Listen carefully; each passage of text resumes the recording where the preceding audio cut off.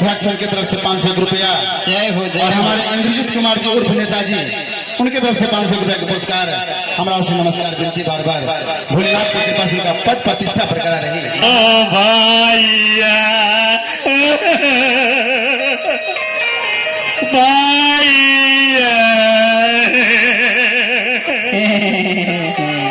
और सबके बियाला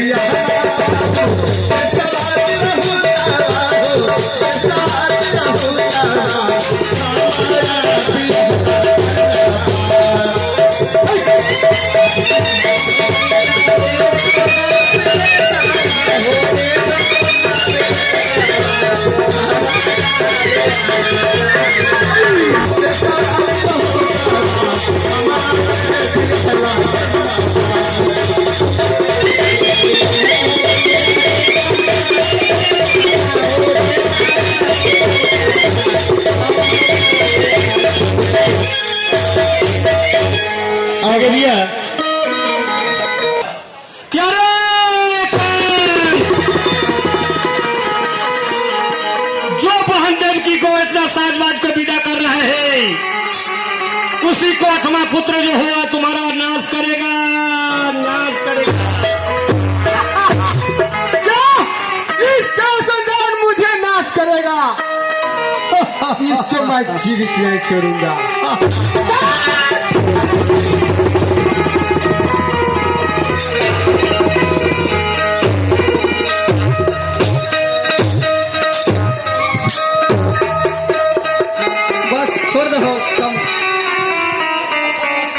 और है मार हे महाराज, हे महाराज कंस, एक औरत को हत्या करने में 7 गाय का पाप लिखता। मारिए मत, इसका सजाए कीजिए, कैद कीजिए, उसका कहवाइए, महज हत्या नहीं कीजिए। अच्छा हत्या करने में आपका पाप लिखेगा, ये है। इसलिए आप अपने जैसे मन कर तैसे कीजिए, मत करार करवा करके कीजिए। लेकिन बाप होने से बचा ले। जो कहा आकाशवाणी सुन कर करके आप गए, देवकी को कौन बेचारी का कौन दोष है वासुदेव जी का। हाँ हाँ, जो आप इतना साज बाज के, इतना शादी विवाह में इतना दंगल से आप शादी विवाह किए ये है। और उनको अखनी एकदम लंगा के द्वारा कर रहे हैं, मारपीट कर रहे हैं, वो अच्छा नहीं लगा। तन को ना कौन से वसुदेव के सामने अपनी बहन को मारना चाहते हैं और कहते क्या है? वसुदेव कहते माना साला हो मार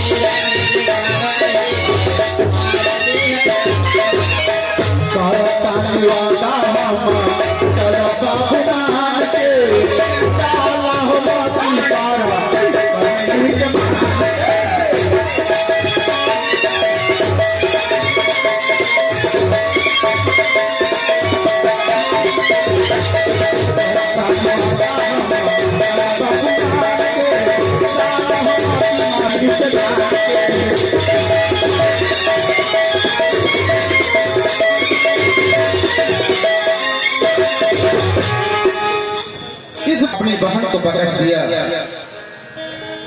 कुछ दिन के बाद देवकी के एक पुत्र मिले, वो पुत्र वासुदेव जी। देवकी देखिए महाराज, इतना गंजा करने से कोई फायदा नहीं। ना कोई उसको जहाँ रखना है रख लीजिए। ये है। वासुदेव सतवर्ती राजा है, ये है। सबके आगे पिछाड़ी नहीं हो सकता। वो कह रहे हैं कि जो करार करेंगे वो हाजिर रहेगा। सच्चे। और जो करना है, जैसे करना है, जहाँ रखना है रख लीजिए, मत हत्या न कीजिए। उतना बड़ी भाग से शादी विवाह होता है, बड़ी भाग की बात है। इसको जो कहना है, जो करना है, कर लीजिए। ठीक है मंत्री जी। हाँ जी। जब तक ये सत्य नहीं करेगा तब तक मैं इसे नहीं अरे छोड़ूंगा। सत्य सत्य है, असत्य नहीं होगा। जय गंगा। देवकी